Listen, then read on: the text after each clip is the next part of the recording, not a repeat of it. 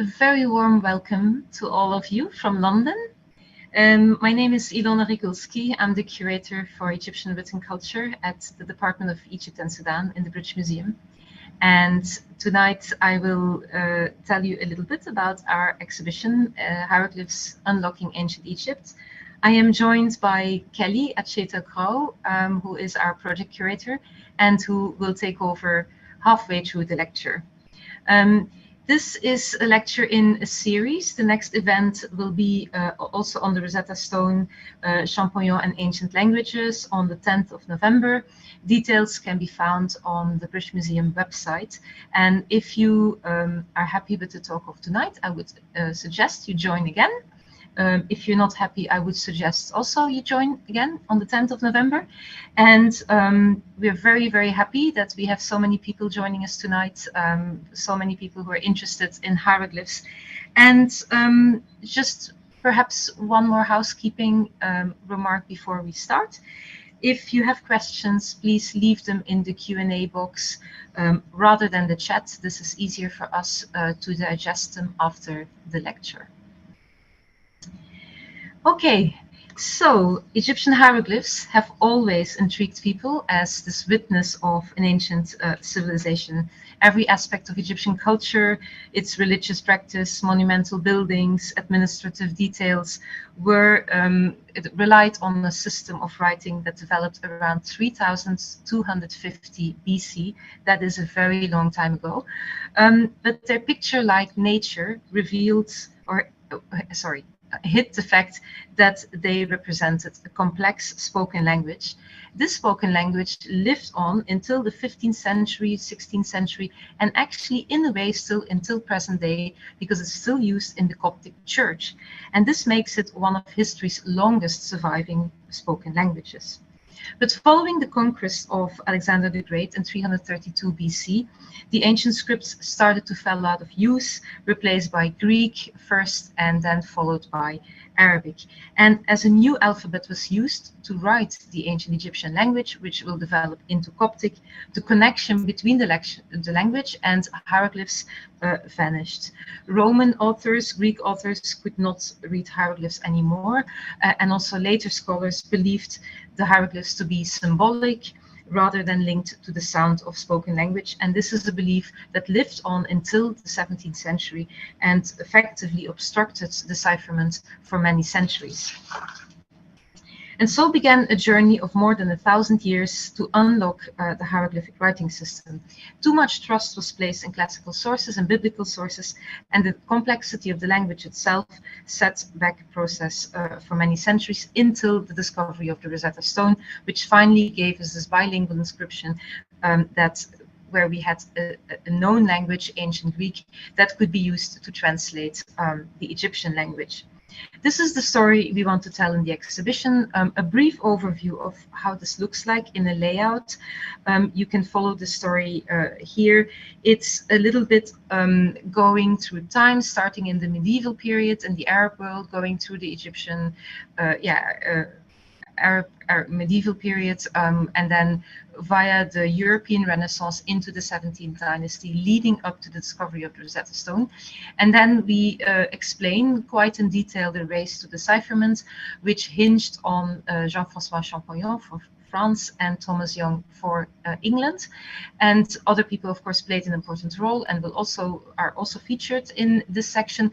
But it's really those two main protagonists that will unlock ancient Egypt for us. Champollion comes out the winner, and by deciphering hieroglyphs, uncovers this ancient civilization for us. And the last part of the exhibition talks about the impact on and the legacy of this decipherment. So how do we know so much more about ancient Egypt now that we can read the written sources?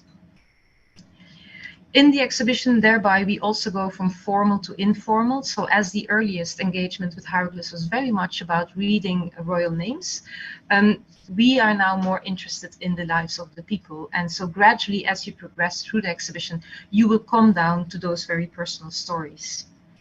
We start our story in Egypt itself because, of course, they were the first to be encountered or to be surrounded by colorful hieroglyphs in temples, in tombs, but also in objects that were just sitting on the banks of the Nile. As you can see here, one example is the sarcophagus of Hapmen, which was just sitting somewhere in present-day Cairo, and people who passed by attributed magical powers to these hieroglyphs. And the story went that if you would bathe in this sarcophagus, you would be cured of love sickness. So the hieroglyphs would somehow work their magic and you would be cured. This gave this sarcophagus the name the Enchanted Basin, in Arabic El Hout El Mahsoud. My apologies for my pronunciation if there's any Arabic speakers listening, but this name is still used today for the area in Cairo where this sarcophagus was found. Arab medieval travelers also refer to the Egyptian language or the script as the letters of the birds. As you can see, many hieroglyphs are in the shape of birds. They also already made the very important connection between Coptic, which was at the time in the medieval period still spoken by Coptic monks, and whenever an ancient text was found, the Arab scholars would rush to the Coptic scholars or the Coptic monks to ask them to translate. But even though Coptic is the remnant of ancient Egyptian language, they couldn't read hieroglyphs anymore. As Arabic gained ascendancy, the Copts were a bit afraid that they would lose their language, and they start copying Arabic manuscripts into Arabic. And here we see an example of that, where we have an interesting mix between Arabic, Coptic, and very often also Greek. So there was a conscious effort to preserve the Coptic script by these early scholars, which is really very valuable and provided very valuable sources for later scholars who will use these manuscripts to study the ancient language. In this case, this is a papyrus, an alchemical text. So there was very much the belief that the ancient Egyptians were the masters of alchemy. Here we have references to the sun being gold and so on, which often is wrong, but as we know, alchemy will develop into chemistry and so into a proper science. One of the important scholars to mention here is Ibn Wahshiyya, who came very close to identifying some of the hieroglyphs correctly. But as I said, most of the positive contributions or steps in the right directions made by Arabic scholars was the connection with Coptic, and also they understood already that hieroglyphs also had a handwritten version, which we nowadays refer to by hieratic and demotic, and they said there's different scripts to write one language, which was all very important information, and yeah, information that later scholars will very much build on. A scholar like Ibn Wahshiyya is mostly preserved in secondary literature, so which is a bit difficult sometimes to interpret, but his work was very popular. It was translated in many different languages, and these are again works that later scholars would use. Another very important source was the dialogues of Hermes Trismegistos. This was a legendary figure based on the god Thoth, the god of writing in ancient Egypt, who could be represented as a baboon or as an ibis. You see both examples here. And then in the middle of this object on your left, you see Hermes, the Greek form of this legendary figure slash god. And he was credited with having invented writing. And it's very interesting to see how this legendary figure is picked up by different traditions, by different religions, who try to give this figure and his writings a place in their own tradition. So, for example, Muslim scholars will compare Hermes with the prophet Idris in the Quran, who is also thought to have invented writing. We then move to the European scholars and into the Renaissance, where much of the same sources were used, but what really kick-started interest in Egypt in let's say the beginning of the 15th century into the 16th century was the rediscovery of, again, Hermes Trismegistos dialogues, but also the manuscript of Hor Apollo, who interpreted some of the hieroglyphs correctly. His Hieroglyphica, that was published in 1419, was very influential. And he did read some signs correctly, but his interpretations were very much in the spirit of the Renaissance, where everything was interpreted in this kind of symbolic, naturalistic way. For example, here you see a hare, and the hieroglyph for hare, he said, means to open, which we know is correct, because indeed this is the way to write to open as a verb or as the participium, yeah, open. But his interpretation was really a bit misleading. He said, because the animal keeps his eyes wide open. So this is a very typical example of these fantastic interpretations during the Renaissance. Very important also was the rediscovery of ancient Egypt through small objects, not only through manuscripts. So we have a few on the slides here. Mainly small objects that made it to Europe in basically the suitcases of the earliest travelers. And we have the earliest cabinets of curiosities that start to develop, very small private collections where people were very intrigued by strange things, wondrous things, and ancient Egypt was very much part of that. And you see a few objects that have been circulating in Europe since a long time, since the beginning of the Renaissance period. I draw your attention to the beautiful bust on the lower left, which is currently in Naples. So in this first section, we have a lot of loans from Italy. We also start to see some of the objects that came to Italy, because at a certain point in time, Egypt was part of the Roman Empire, and these Roman emperors would bring objects back to to Italy, not least obelisks. And by the 15th century, they had fallen into ruin, but very much encouraged by the first popes, they are starting to be rediscovered, re-erected, and this was really the first moment in Europe that scholars or anyone interested in Egypt had the chance to look at monumental hieroglyphs, which was very unusual because we didn't have big museums. We didn't have the British Museum, or at least it was a very small place with small objects mostly. We didn't have the Louvre.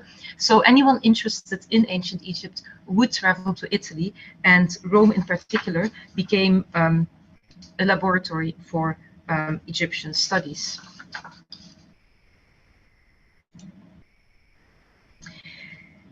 Until the discovery of the Rosetta Stone in 1799, which really provided this bilingual inscription that we needed. Already in the 17th century, scholars really explain and write in their correspondence that if only they had a bilingual inscription with the text in a known language, that could be could lead to the reading of the unknown language.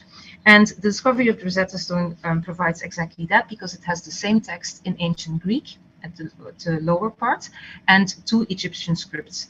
The discovery is quite well known, but it's always interesting to repeat it. It was discovered by Napoleon's army, who invaded Egypt in 1798, and it was discovered in 1799 when the French army was reinforcing the forts on the north coast. This one was reused. The object was reused in the foundations of a fort in present-day Rashid.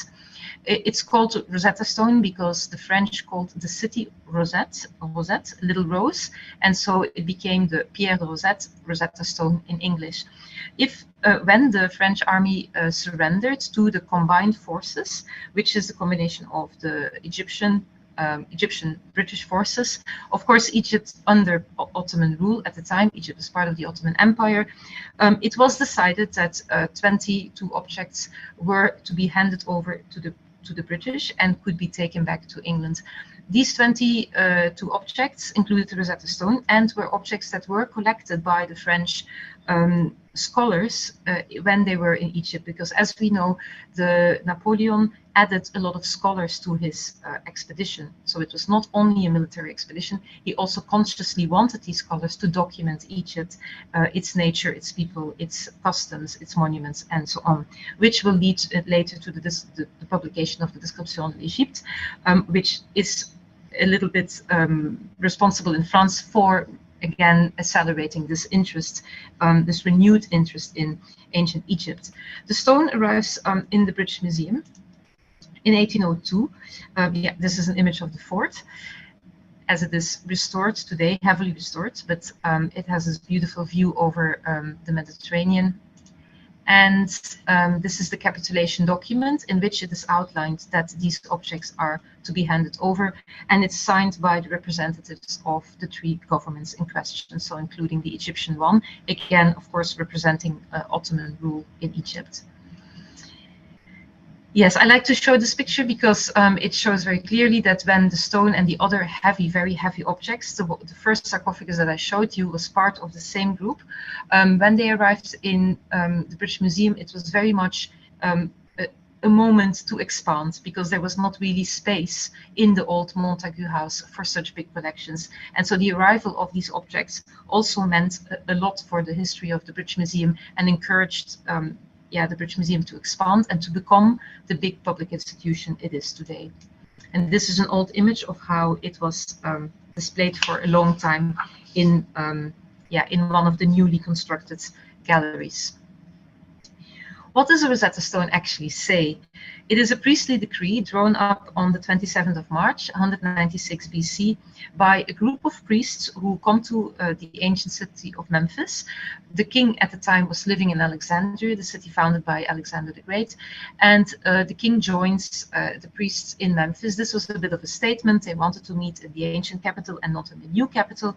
And the text basically, in one very, very long sentence, explains that the king should be treated as a god, basically.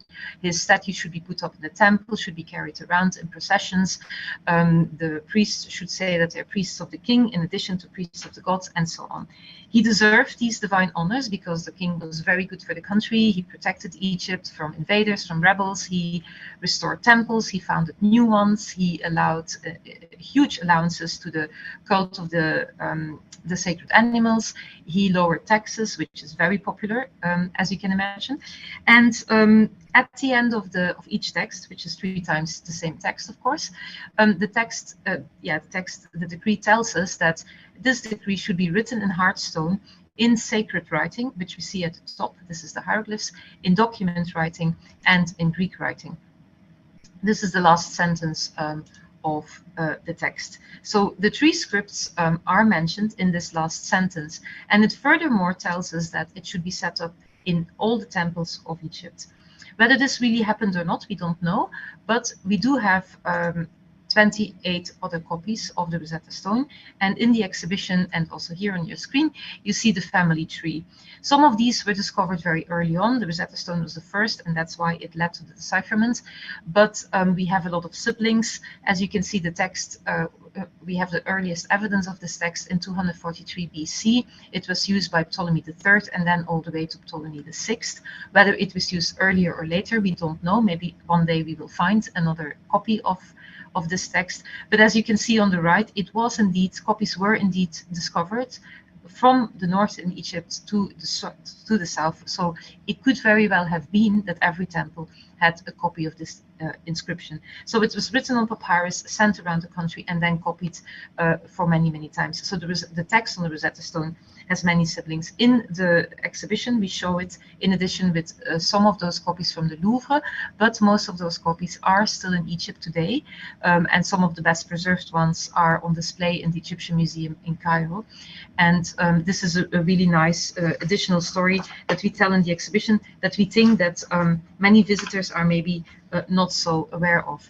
We can use some of these copies to reconstruct the top of the Rosetta Stone because, as you may see, the top is broken. We use the Nobeira stela, which is, if I go back, I don't know if I can use a cursor. Are you seeing my mouse? No, okay. The one, it's one of the siblings of the Rosetta Stone. It's the Nobeira stela, which is only in hieroglyphs, which is very unusual. Most of the other copies are also in 3 scripts. And we can use the top of the stela to suggest at least a reconstruction of the Rosetta Stone because the content of the text is so close. And so we think that also on the Rosetta Stone at the top, we see Ptolemy V stabbing an enemy. In front of him is the god Shu, who hands the sword of victory, followed by his wife Tefnut, so 2 gods, and then followed by Ptolemy's ancestors. This is a close-up. It's a suggestion. We can't be certain, but this is a new reconstruction that we at least propose for the Rosetta Stone. With the discovery of the Rosetta Stone in 1799, hope soared that those ancient voices could be brought back to life through the Greek version of this text, and especially in combination with the evidence that was available already in the from the Coptic language. These several scholars started to work on the Rosetta Stone. This proved harder than was anticipated, and it will take another 23 years for the hieroglyphic writing system to be deciphered. As I said, it really there's really two main protagonists. On the left, Jean-François Champollion for France, and on the right, Thomas Young for England. Their work overlapped in many ways, and for a long time they developed in the same direction, but they also differed in method and in persistence, each attracting supporters and critics as they came closer to their goal. I show you a few quotes of both scholars, which really gives a very good impression of their character, of their approach. Champollion saw the decipherment very much as a way to enter ancient Egypt, a way to understand the ancient Egyptian culture, whereas for Thomas Young, it was really more like an intellectual challenge. Thomas Young was a polymath, he was a physician, he was interested in the theory of light, musical harmony, and so on. And so he was very distracted by many other things, and he did Egyptology in his leisurely hours. So he joins the race also later than Champollion. He's much older, and he didn't really believe that Coptic would be a big help to the decipherment. And in fact, he didn't have the same interest in ancient Egypt than Champollion, as was very common for the day. He saw Greece and Rome very much as the predecessors of our European history, and couldn't really appreciate that there would be an older civilization that was sophisticated enough to develop a very complicated writing system. And there was a little bit of disrespect even towards this other strange culture. They did not only use the Rosetta Stone, but many other objects, and some of them are on display in the exhibitions. The same problem than as their predecessors was the lack of material. The objects with Egyptian inscriptions in Europe are still very limited, very small objects still, like the mummy label you see at the top, mummy wrappings that were distributed during events that were mummy unwrapping events. So you could buy a ticket, and then you could receive a piece of the linen, preferably with writing on it. This really didn't happen so much anymore in the time of Champollion and Thomas Young. This is much earlier, but these mummy wrappings were distributing in Europe and were very much favorite objects in those cabinets of curiosities, those private collections that Thomas Young and Champollion were visiting and were getting the resources from. In addition to that, also those medieval manuscripts that I mentioned earlier, Champollion was fluent in Arabic, and of course had by this time also learned Coptic pretty well. So he had access to these dictionaries that were written in Arabic Coptic. And I find it quite interesting that you have a known language to access another known language, a known language that was not even Champollion's native language. So he was really very much a language prodigy. And then on the left, a beautiful drawing of a relief in the tomb of Seti I. So at this time, in the beginning of the 19th century, travel to Egypt had increased, and a lot of scholars who go to Egypt bring back notes and copies of inscriptions, and there was a lot of discussion between scholars about the accuracy of those copies, and it was very important to try to copy the inscriptions as good, as much, as accurate as possible, and to distribute them among the scholars. So they really didn't have much available, and Thomas Champollion complains a lot about the inaccuracy of the copies that he has. We are lucky to be able to display some of their handwritten notes that are preserved in the National Libraries of London, in our case, the British Library, and the National Library in Paris, in the case of Champollion. And it's very nice because it gives us it brings us very close to the people who are really doing the work, and we can see their handwriting, and we can understand a little bit of their methods, how they were working. So on the left, you see how Champollion dissects, if you want, the demotic text into pieces, and then tries to write the Coptic equivalent underneath it in an attempt to read the Demotic phonetically. Also, Thomas Young started with Demotic, and both also worked on Demotic and hieroglyphs at the same time, which is also something that we should not forget, is that a lot more work actually had been done on Demotic than on hieroglyphs. But they both find the Rosetta Stone very difficult, and especially Champollion complains about it and starts looking at other texts very soon. For example, this papyrus, which was brought back to Paris by one of the scholars in the expedition of Napoleon. Napoleon. So, for example, this one was owned by Vivant de Nom.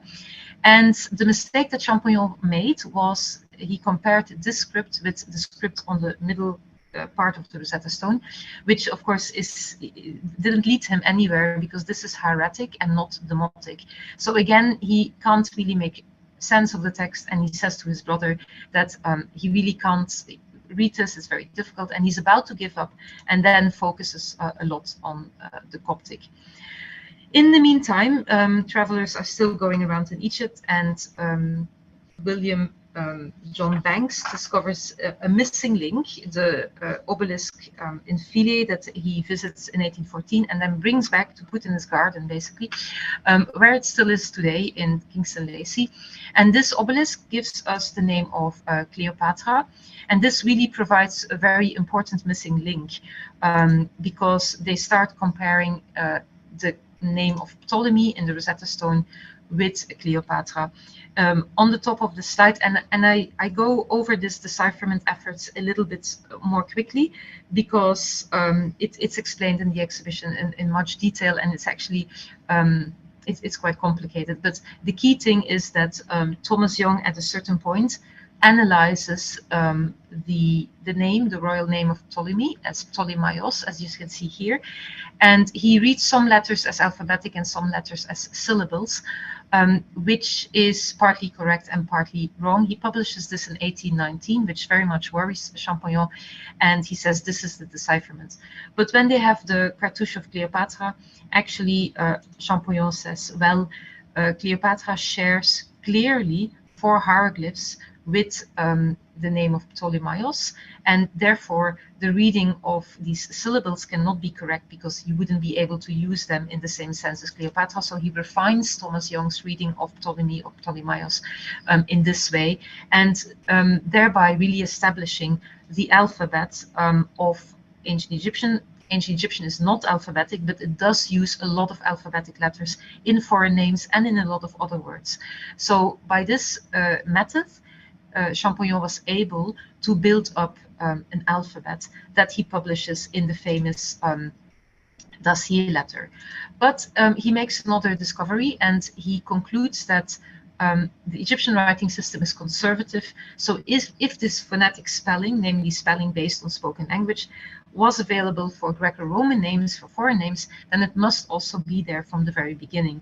And he tests his readings, his new alphabet that he has just discovered, together with the knowledge he has of Coptic, by reading names of other pharaohs. And he finds, he probably, I think, saw this drawing by Huyot from the temple at Abu Simbel, and he reads the first sign that you see here as the sun disk, and he knew that this was Ra from Coptic. The 2 lower signs are S, he knew this from the name Ptolemaios, and so he says Ra Meses, this must be the name of Ramses, who was known from the Bible. And he's not only able to read pharaonic names at this point, but he also discovers the hybrid nature of ancient Egyptian writing, that in one name or in one word you have the combination of hieroglyphic letters, 1 letter signs, which you could call alphabetic, but also hieroglyphs that could represent an entire word, such as Ra, the sun disk. And so this combination of words, logograms, as we say, and individual 1-letter alphabetic signs is really the key to be able to read hieroglyphs. And this is when he runs to his brother, he throws his papers in the air, and he says, I've got it, and he faints for a few days. At this point, Champollion has run out of resources. He has read every possible inscription that is available in France, and so he starts to travel to find more resources and to refine. And at this point, I hand over to my colleague Kelly. Thank you. So one of the most interesting parts of Champollion's method is that he wants to test it on all sorts of ancient Egyptian material to make sure he's correct about how he can read hieroglyphs. Unfortunately, as Elena mentioned, he runs out of material to read in Paris. He's so very thorough, and he realizes he has to go further abroad to find more things to read. In 1828, he finally gets to indulge in his lifelong ambition of actually going to Egypt, be able to read things in situ. While he's there, he travels to a town called Abydos, where he visits the temple of Ramses II and sees this object in person. This is known as the Abydos King List. It was created by Ramses II. It features his name all along the bottom of the list, but before that, in the registers above, it features all the names of the predecessors of him, so all the kings that came before him. As Champollion is translating these 77 names of kings that are listed on this relief, he realizes he's pushing time back many hundreds, in fact, many thousands of years, 3,000 years, in fact, earlier than many people thought human history was beginning. This brings him into a bit of conflict with the Catholic Church at the time, as he's essentially contributing to a 19th century movement that portrays the historical reliability of the Bible as hostile to science and progress. But that doesn't stop him. He obviously continues to pursue his knowledge of truth, whatever it takes. Champollion was the first to grasp the structural logic of the ancient Egyptian language in its many forms, and this provides the tools for further explorations for scholars in generations to come. He granted the world entry into a distant but intriguing creative past. He spent his last years exploring this after he returned from Egypt, translating inscriptions until he died at a very young age of 41 in 1832. The vista of discovery he opened for the rest of us was staggering. Now, the work didn't end with decipherment in 1822 or even after the death of Champollion. Scholars in Egypt and around the world continued to refine and work on translating hieroglyphs and the Egyptian languages and revealing more about the lived lives of these ancient people. The final section of the exhibition, that is entitled The Rediscovering Ancient Egypt, looks at the history and the impact of Champollion's work and the work of other scholars that came after him. And it shows how we have used the past 200 years to really understand Egyptian culture and how these people lived and died.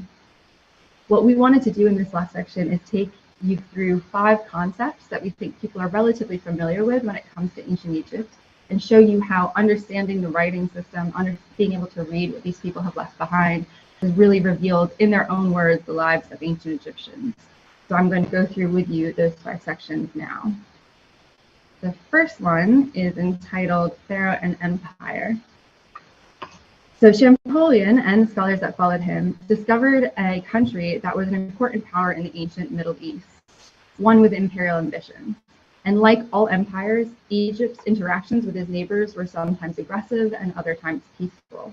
They waged war, they had negotiations, they traded with their neighbors, and of course they traveled between those countries. Foreigners arrived in Egypt from these other neighboring countries as translators, traders, merchants, etc., and they settled in Egypt and brought their languages with them.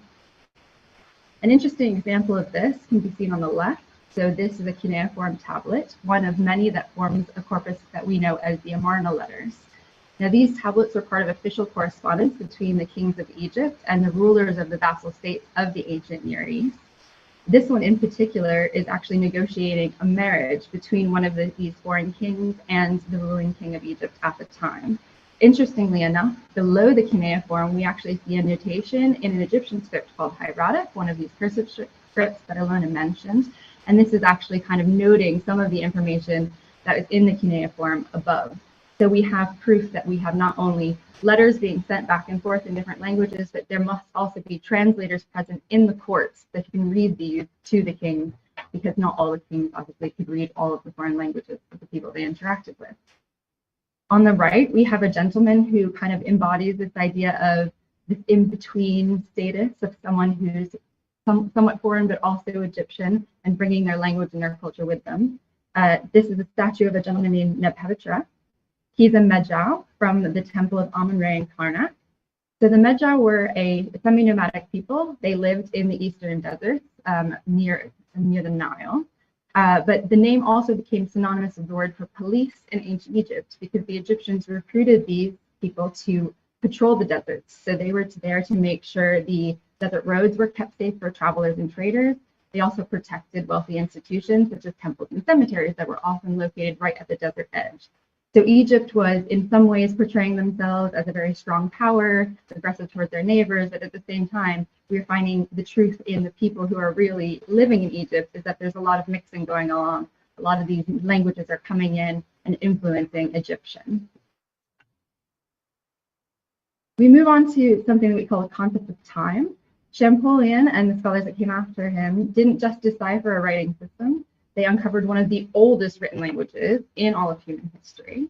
And this achievement revealed to us how the ancient Egyptians measured time, how they organized the year, they commemorated their ancestors. There's a wealth of written sources that confirm a deep appreciation for the past by the ancient Egyptians themselves. One of the oldest inscriptions that we actually have at the British Museum is this one on the left on a jar. It dates to 3100 BC and it contains the name of a king. Early writing in Egypt, we believe, evolved to assist things with trading and the moving of objects between areas. And often things were inscribed with the name of the king at the time and what's inside the object or a label, so what the label is for.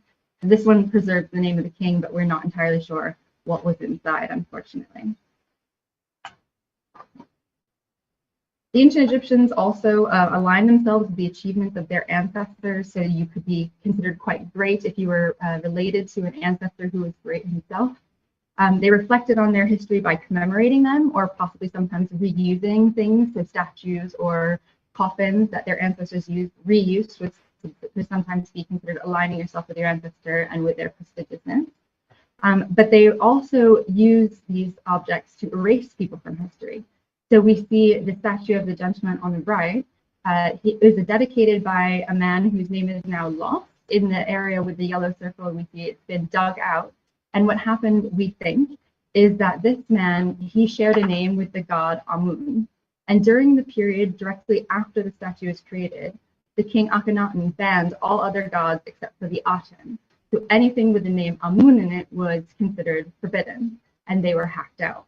Now, the consequence being, of course, that this gentleman has not just been hacked out because of Amun, but his name, his identity, his history has been lost to us. So quite effective in erasing history as well as creating it.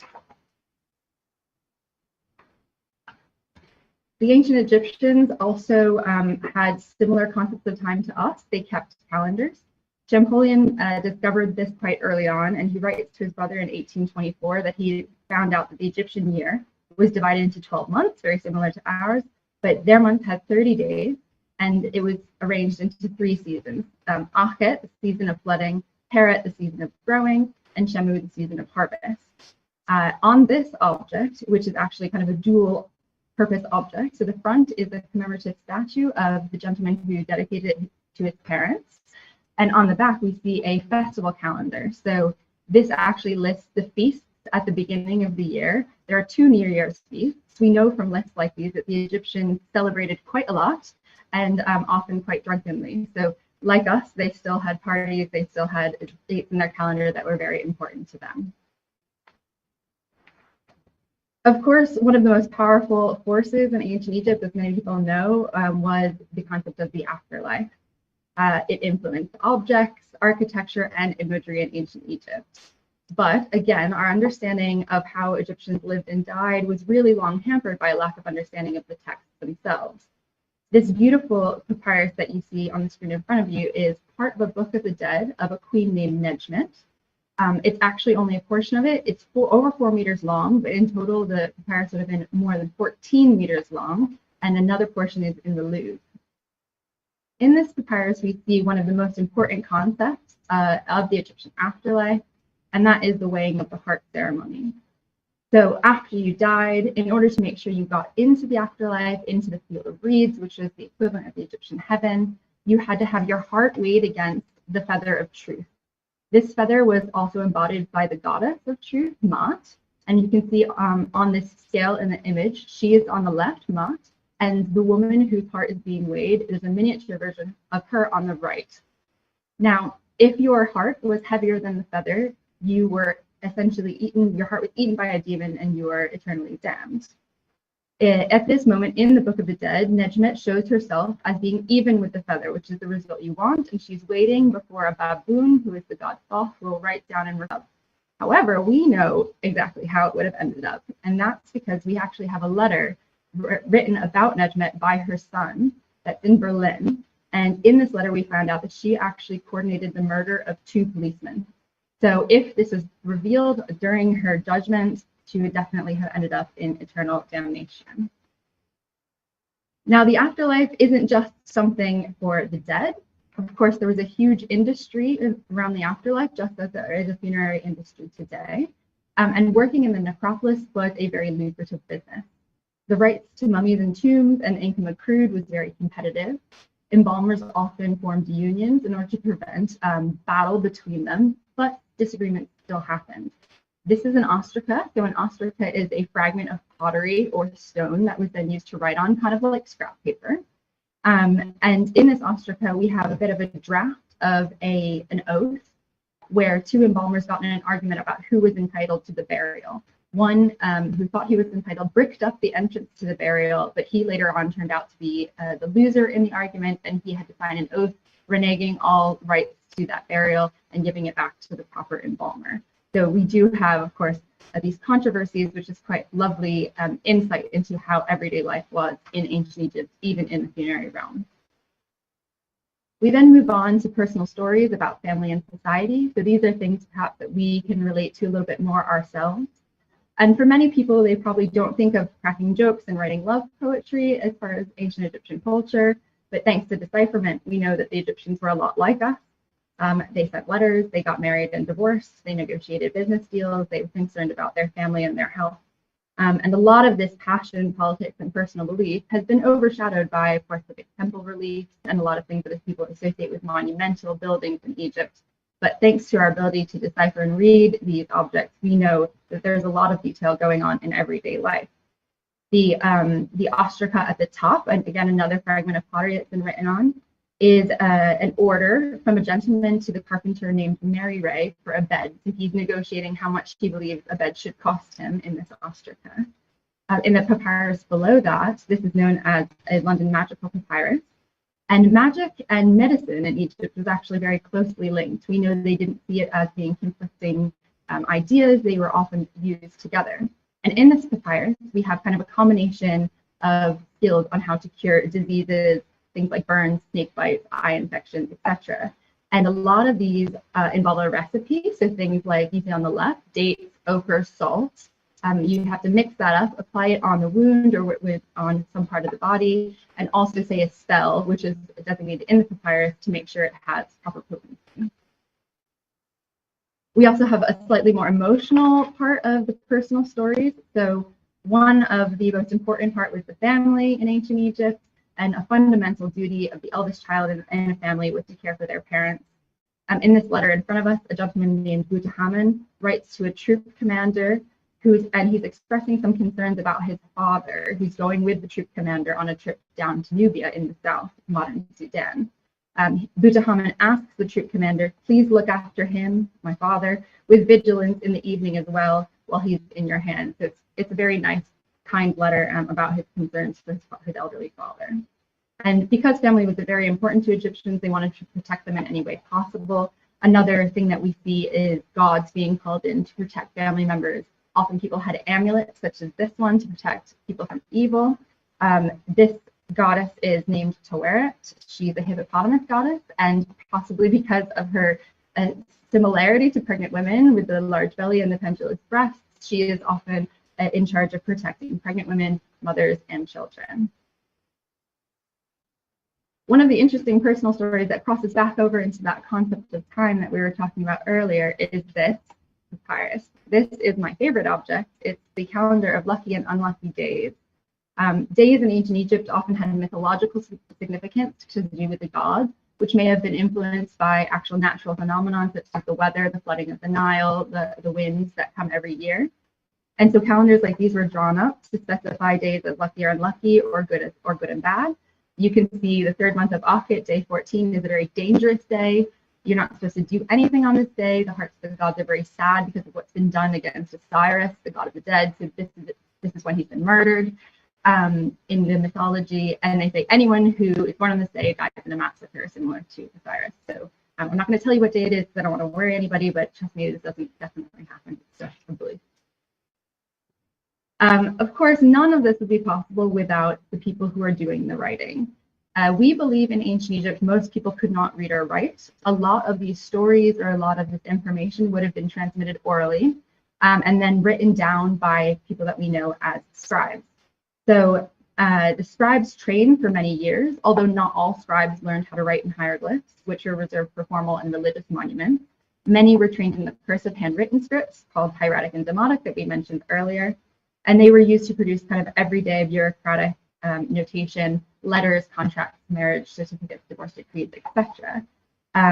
Becoming a scribe was very prestigious. You wanted that for your son if it was possible, because he had a lot of power. Part of that power, of course, being his writing, but part of it also being that they knew a lot of information about people. Secrets, for instance, if you wanted to commission a letter to be written or a contract or a divorce decree, you had to go to your local scribe. Scribes wrote sitting down, like you see in this beautiful statue on loan from the Louvre, with a papyrus or a writing board in their lap. And they used things like reed pens that were kept in palettes, like you see on the right. And these palettes also had red and black ink for them. To end the exhibition, we wanted to bring back the idea that this language was a spoken language. So this object we thought was quite appropriate. It's called the Shabaka stone, named after the king who commissioned the inscription to be made. The text claims in its introduction to be a copy of an ancient worm-eaten papyrus the pharaoh found, and he was worried that it was going to be lost forever. So he ordered it to be carved on stone so that it's preserved for eternity. And it was almost erased by the later reuse as a millstone, we believe. But ultimately, this succeeded because here we are, 2,732 years later, still looking at this, which I think is quite incredible. The story on the stone is the story of creation by the god Ptah. Ptah creates the universe by reading aloud names of gods, people, cities, and temples. And this brings it really full circle from ancient Egyptian being a spoken language used by this amazing complex society to being lost and just symbolic objects and letters that we're seeing on the walls that do not understand. And now again, here we can read this once again, and by reading it, we're giving life back to these amazing people, the ancient Egyptians, who we are lucky enough to be able to study through their words themselves. I just wanted to very quickly say a thank you to our wonderful lenders for loaning us objects which have enabled us to tell this story of the journey and impact of decipherment, and for allowing us to use images of some of the fantastic loan items in this presentation. I'm now going to pass back over to Ilona, who's going to share some questions that's been gathered from you all. Thank you so much. Thank you, Kelly. Yes, there's quite a few questions. I will try to deal with all of them briefly. The depiction of hieroglyphs, did the depiction of hieroglyphs change at all during the Amarna period in line with general art? In short, not so much the depiction of hieroglyphs, but some parts of the names would have been carved out. So if there is a name that was composed with one of the names of one of the gods that was not the sun god, not the sun disk, that King Akhenaten really wanted to push forward as the single or the most important god, then that would be replaced. The most famous example probably being Tutankhamun, which for a brief period is attested in other places as Tutankhaten, and then changed back to Tutankhamun later on in his life. Question 2, when different scripts were combined, like Greek and Arabic, which directions did they read? This is a very good point. So Greek reads from right, sorry, from left to right, and Arabic reads from right to left, like hieratic, and most of the cursive writing we have from ancient Egypt reads from right to left. And so in the Rosetta Stone, yeah, you have to read the first two scripts from right to left, and then you have to switch, which sometimes I forget, and I point to the Greek text and then I start reading from right to left, which is silly, of course, because I'm so used to reading from right to left. Yeah, so they had to pay attention when they were writing, that they had to swap the writing direction. The papyrus with the Coptic and Arabic alchemical text is not really named. I just refer to it as an alchemical text, which is, it's basically a magical text, an interpretation of some symbols. So for example, the symbol for sun becomes gold, which is very much in line with the with alchemy of the time, which develops, as we know, into modern chemistry. Question 4, hieratic is much more difficult to read than hieroglyphs, so how was it deciphered? So hieroglyphs and demotic were deciphered together, basically, and hieratic was an earlier version of demotic, and so representing the same language, following the same writing system, the same structure, the same grammar. So once they deciphered hieroglyphs and demotic, it was quite easy to then also apply the same structure and readings to hieratic. In fact, much of the hieratic, and especially the earlier versions of hieratic, so if we have beautiful hieratic of the Middle Kingdom, you can actually still recognize the hieroglyphs. So some of them are still visually very close to their hieroglyphic equivalent, and so it makes it a little bit easier to read, definitely, than demotic, which is very cursive. Many Egyptian stones are very pristine looking and clean cut. Is that the condition in which they were found, or have they been restored and re-chiseled? Restored, yes. Re-chiseled, no. We don't do this. So of course the objects, especially the ones that go into the exhibition, as well as objects in our permanent display, are conserved. We do a minimal conservation, not so much a restoration. Sometimes, like in the case of the lintel of Amenemhat, which we display as our first object in the exhibition, it's also the one that is on the poster. There we have a reconstruction of the right part, because the lintel is the same. It's basically a mirror image directed to the central name of the king. So there we could do this, but we only do it if we, of course, are absolutely sure that we can reconstruct the hieroglyphs. But we don't intervene into the object, into the writing, if in any way that is not reversible. So everything we do has to be reversible. In case there is a new method in 5 or 10 years, we have to be able to undo modern restorations. Question 6, what is the difference between demotic, hieratic, and Coptic? The difference is the script. So hieratic is a handwritten version of hieroglyphs. Demotic is the advanced development of that. It's more cursive, it's more abbreviated. And Coptic is basically the alphabetic script in which the ancient Egyptian language was written. So all of the 3 scripts reflect the same language. Does the museum still have the frame used to protect the stone when displayed in the 19th century? I don't actually know this. I would assume they do. I hope they do. We do tend to keep these kind of historical displays, so I think so, but I'm not 100% sure, unless you know, Kelly. But I think we do, or at least part of it. Which king's name was shown on the object shown as the example of the concept of time? I think the question is referring to the long ceramic jar. The name that is mentioned there is Sechen Ka, Sechen or Ka. We don't really know how to read it, and this is interesting because the name is written with the Ka arms, which is basically the hieroglyph depicting the shoulders and the 2 arms going up like this. But in the very early period, so the object dates to the to 3100 BC, when Egypt was not yet a unified state. So it's a ruler, it's a king in a way, but not of a unified Egypt, not of the entire country. It's a ruler of an area in Upper Egypt, in the south of Egypt.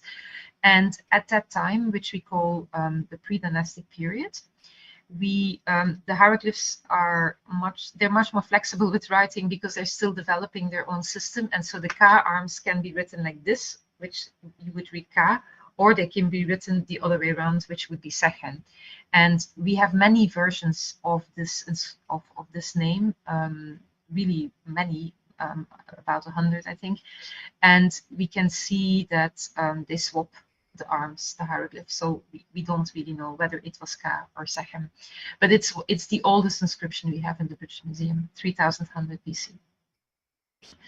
Was it a monotheistic society? No, only during the Amarna period, Akhenaton tried to elevate one of the sun god, basically, which didn't last very long because the Egyptians were too connected and too attached to their many gods, and very soon, immediately after the reign of Akhenaton, they go back to their polytheistic society.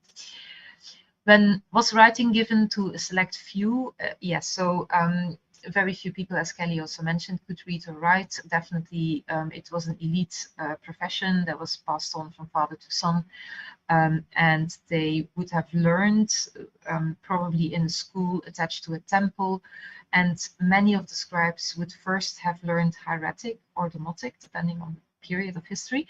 And only then a few would go on to also learn to carve hieroglyphs, because it's a very different skill set in a way. To carve beautiful hieroglyphs is almost requires an artist or a sculptor rather than just a scribe. So these two things were very different.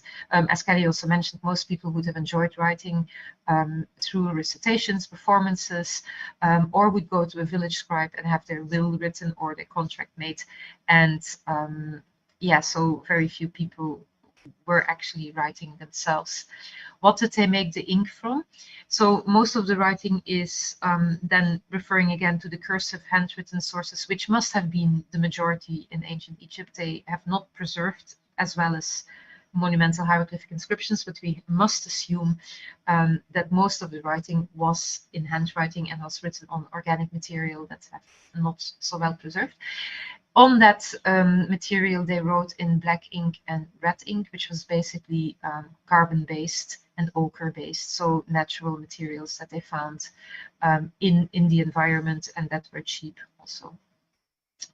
How were the various characters and symbols of Egyptian Coptic ancient Greeks etched into the Rosetta Stone, and how long did you think it would have taken to produce the document in full on the stone? Yeah, this is a very good question. The Demotic was actually not that suitable to carve in stone. Most of the documents we have in the Demotic are papyrus or pottery or limestone ostraca, and very few examples exist of Demotic carved in stone like the Rosetta Stone. We think that the Rosetta Stone was quite a prestigious object because it's carved in granodiorite, whereas some of the other siblings that you saw in the family tree are carved into limestone, which is much easier available in Egypt. So if they have the granodiorite, they would probably have put their best scribe to do that, because you don't want to come halfway and then find a mistake and have to start all over again. But it's difficult to say how long it exactly took. This is, I mean, a long time, I assume. It's very difficult to say. Could anyone be a scribe? Was there a scribe school? Were the pharaohs themselves literate? That is a good point. Some pharaohs boast the fact that they could write and read themselves, which makes me believe that maybe not all of them did. But of course, they are part of the elite layer of Egyptian society, so they would have had some kind of education. Not everyone could be a scribe. This was a very elite profession, and yeah, it was also to a certain extent, at least depending again on the period. I mean, we have to remember that we're talking about 4,000 years during which practices change a lot and develop a lot, but it was very much an elite venture. Is computer analysis now being used to decipher more of the text? Yeah, this is a question I get regularly. I'm quite a traditional Egyptologist, and there are not many jobs for Egyptologists. So I'd like to think that we are needed, and we can probably more quickly translate the text ourselves.